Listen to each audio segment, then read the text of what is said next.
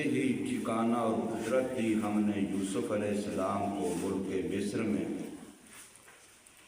جگہ پکڑتے ہیں، وہ اس ملک مصر میں جہاں سے چاہیں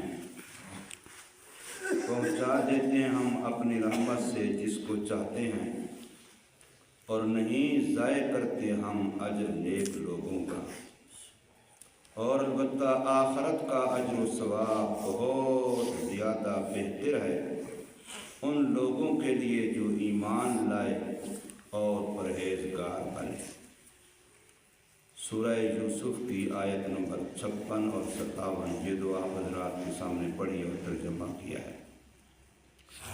حضرت یوسف علیہ السلام کو جیل سے نکال کر کے بڑے اعزاز و اکرام کے ساتھ شاہی مہمان بنا کر کے جب عزیز مصر کے دربار میں لایا گیا اور انعامات سے اور عہدوں سے نوازا گیا،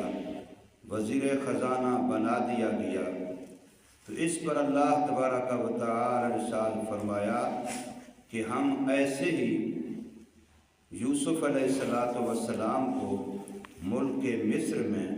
قدرت، ٹھکانہ، تمکن عطا فرماتے ہیں، جیسے یہ صورت آپ کے سامنے آئی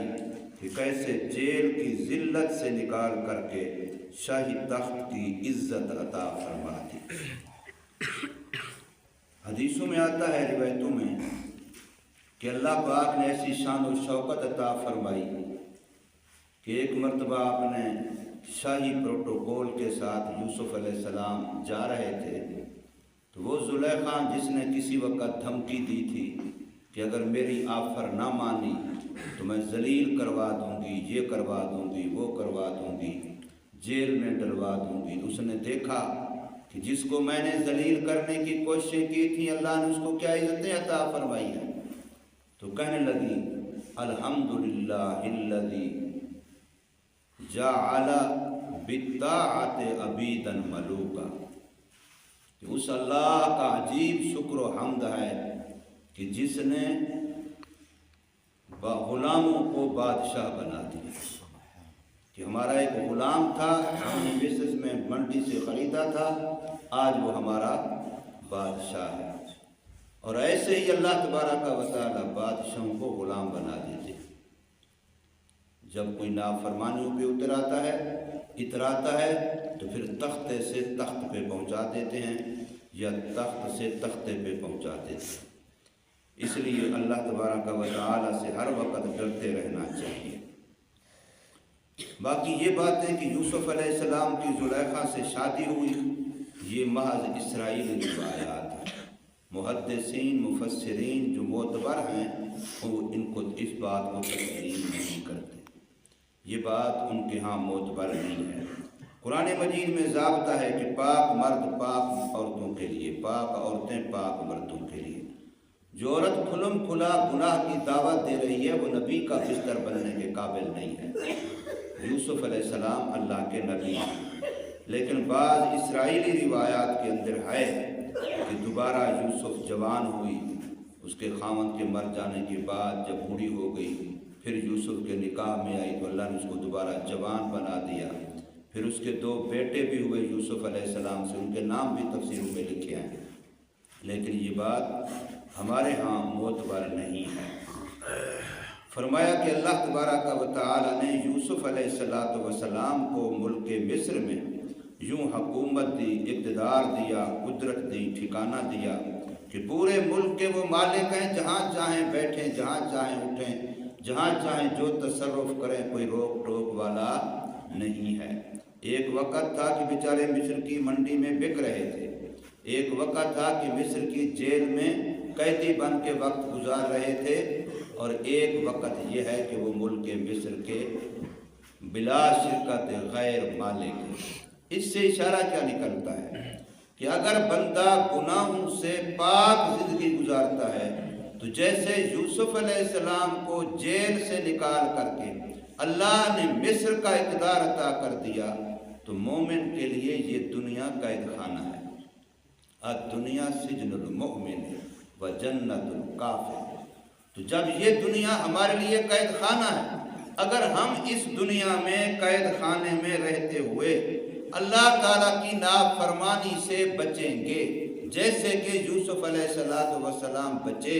تو پھر اللہ پاک نے جیسے ان کو مصر کا اقتدار دیا، ایسے اللہ ہمیں جنت کا اقتدار دیں گے، کہ پھر جنت ایسی دیں گے جس میں جو آپ چاہیں گے، جو آپ خیال کریں گے، جو آپ کے وہم و گمان میں آئے گا، اللہ اسی وقت ویسا کر دے گا۔ وَلَكُمْ فِيهَا مَا تَشْتَهِي أَنفُسُكُمْ، جو تمہارا جی چاہے گا اللہ وہاں وہی تمہیں من چاہیے۔ دنیا میں رب چاہی گزار لو، دنیا میں اللہ کی چاہت کے مطابق گزار لو، تو جنت میں تمہاری چاہت کے مطابق اللہ پاک تمہیں زندگی دے گا اور اپنی نعمتیں عطا فرمائے گا۔ یتبوأ منہا، یوسف علیہ السلام ٹھکانہ پکڑتے اس مصر کے ملک میں سے، حیث یشاء، جہاں چاہیں، نصیب برحمتنا، اب اللہ نے آگے کے لیے ضابطہ بیان کر دیا کہ پہنچا دیتے ہیں ہم اپنی رحمت من نشاء، جس کو ہم چاہتے ہیں، ہم کسی ضابطے کے پابند نہیں ہیں، جس کو چاہیں جس وقت چاہیں اپنی رحمت پہنچا دیتے ہیں۔ اور یہ بھی ہمارا ضابطہ ہے، وَلَا نُضِيعُ أَجْرَ الْمُحْسِنِينَ، نیک لوگوں کے نیکی کا اجر و ثواب ضائع نہیں ہوتا۔ کوئی یہ مت سمجھے کہ میں نے دعائیں بڑی کی، میری تو ایک بھی نہیں سنی گئی، میں تو فلاں کام کرتا ہوں، صدقے کرتا ہوں، خیرات کرتا ہوں، تلاوتیں کرتا ہوں، ذکر تسبیح کرتا ہوں، میرا تو کوئی فائدہ نہیں ہو رہا۔ یہ ساری چیزیں آخرت کے لیے ہیں، دنیا کے لیے نہیں ہیں۔ آج ہمارے مسلمان بیچارے وہ درود کے ذریعے سے فیکٹری چلانا چاہتے ہیں، وہ تلاوت قرآن کے ذریعے سے کاروبار چلانا چاہتے ہیں۔ یہ کاروبار چلانے کے لیے ہیں ہی نہیں، یہ تو آخرت بنانے کے لیے ہے۔ جب تم اللہ کے لیے کرو گے، اللہ راضی ہو جائے گا، تو پھر اللہ تمہارے کاروبار بھی چلا دے گا، فیکٹری ادارہ بھی چلا دے گا، لیکن وہ اپنی مرضی اپنی خوشی سے چلائے گا جب تم اس کو راضی کرو گے، ورنہ قرآن اس مقصد کے لیے نہیں ہے۔ آج مسلمان جتنے قرآن خوانیاں خود کرتے ہیں یا دوسروں سے کراتے ہیں، مقصد دنیا ہوتی ہے کہ دنیا کا فلاں مسئلہ حل ہو جائے، دنیا کا فلاں مسئلہ حل ہو جائے۔ بھئی یہ چیزیں اللہ نے دنیا کے لیے رکھی نہیں۔ کئی سارے لوگ آتے ہیں، مولوی صاحب نماز بھی پڑھتے ہیں پھر بھی فلاں مسئلہ ہے، مولوی صاحب نماز بھی پڑھتے ہیں پھر بھی گھر سے بیماری نہیں جاتی۔ بھئی یہ تکلیفیں فلاں فلاں یہ دنیا کے معاملات ہیں، نماز دنیا کے لیے نہیں ہے، نماز تو آخرت بنانے کے لیے ہے، نماز تو جنت کے لیے ہے۔ تو فرمایا وَلَا نُضِيعُ أَجْرَ الْمُحْسِنِينَ، نیکی کرنے والوں کا، مخلصین کا، موحدین کا اجر و ثواب رب کائنات فرماتے ہیں ہم ضائع نہیں کرتے۔ باقی ایک ہے کہ دنیا کا بدلہ، دنیا کی نعمتیں، دنیا کے اندر خیریں، دنیا کے اندر اچھی معاش،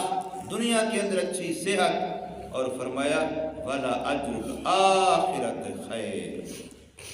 دنیا کے مقابلے میں آخرت کا جو اجر و ثواب ہے وہ بہت زیادہ بہتر ہے۔ خیر اس میں تفضیل کا صیغہ ہے، یعنی دنیا کی کسی نعمت سے بھی تم مقابلہ دو گے، دنیا کی کسی بھی بھلائی سے تم مقابلہ دو گے، تو آخرت اس کے مقابلے میں زیادہ بہتر ہے۔ وَلَأَجْرُ الْآخِرَةِ،